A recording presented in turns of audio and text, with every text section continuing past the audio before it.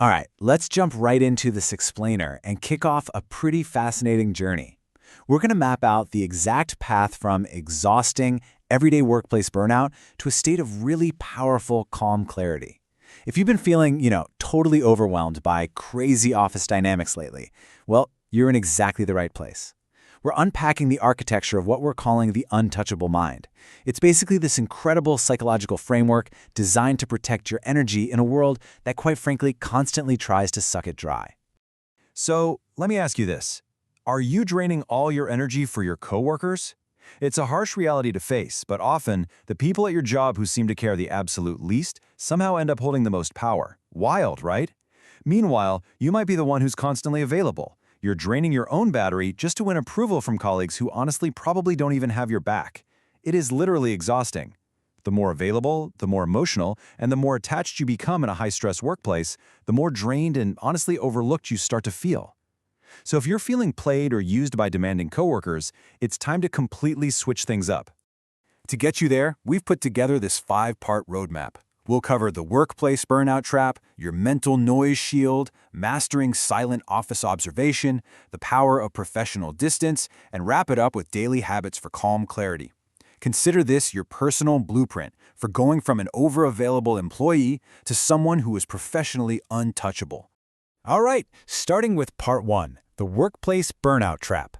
Let's really look at how caring just a bit too much and constantly seeking validation in a high-stress office acts as a massive drain on your daily battery. There's just a massive contrast here between being what we call an available employee and an untouchable professional. The available employee, they're completely drained, they're running on fumes, highly emotional, and just desperate for constant validation from the boss or their peers. But the untouchable professional, on the other hand, they remain perfectly calm under pressure, they fiercely protect their peace, and ultimately, they're the ones holding the real power in the room. Now, let's be super clear about the source material we're pulling from here. This is absolutely not about teaching toxic behavior, or some fake alpha male advice, or becoming a cold, heartless robot. No. It is simply about emotional intelligence. It's about making sure nobody takes advantage of your good heart ever again. Which brings us perfectly to part 2. Your mental noise shield. Protecting your precious energy means building a powerful psychological barrier against those toxic office dynamics. So, let's define exactly what this mental shield actually is. Think of it as a psychological boundary that you use to deflect toxic office noise. It's what helps you maintain emotional detachment, but without losing your actual humanity. Picture it like slipping on a pair of really high-end noise-canceling headphones, except they're specifically tuned to block out office drama.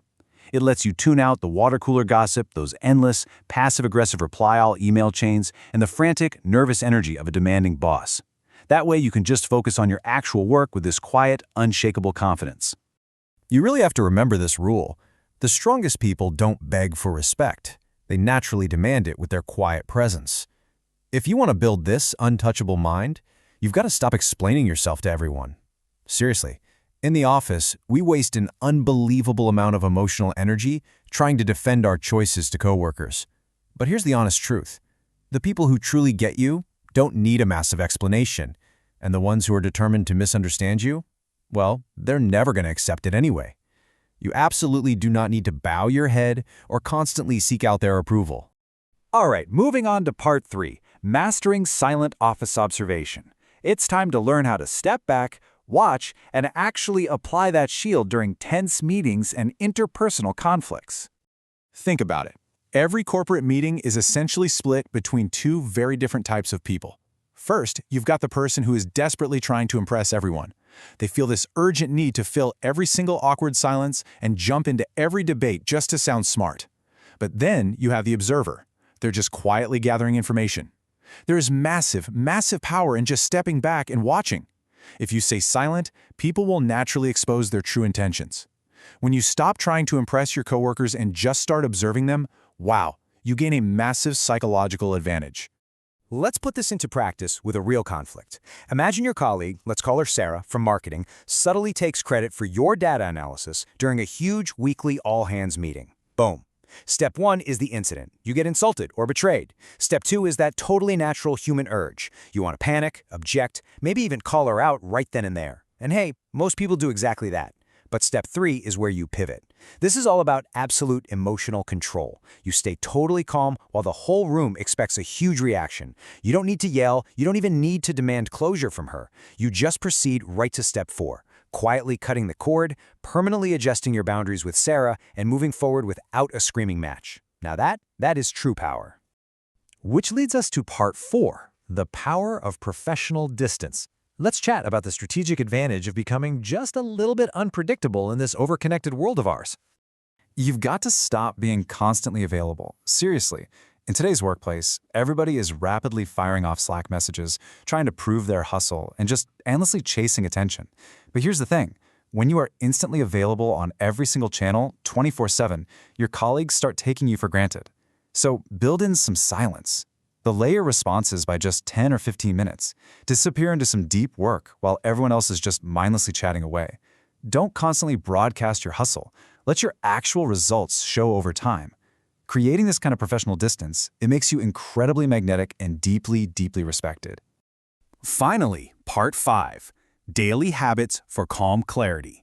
Let's translate all these psychological shifts into an actionable everyday routine so you can actually maintain that untouchable status. Here is your go-to daily checklist for the untouchable mind. First, stop explaining yourself to everyone. Second, observe meetings without speaking just to hear your own voice. Third, build some silence and a little unpredictability into your availability. Fourth, practice absolute emotional control whenever you get frustrated. And fifth, and honestly, this one is absolutely vital, embrace solitude.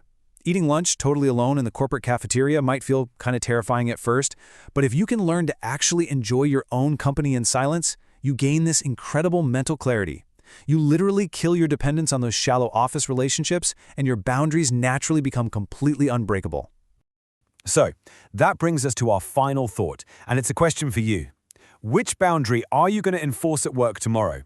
We've mapped out the entire journey from burnout right through to calm clarity. You now have the exact blueprint to stop caring quite so much about what others think and to build up your own quiet confidence. Remember, the untouchable mind isn't a trait you're just magically born with. It's a muscle, and you've got to build it every single day. So pick one habit, raise up that mental noise shield, and step back into your office with absolute emotional control.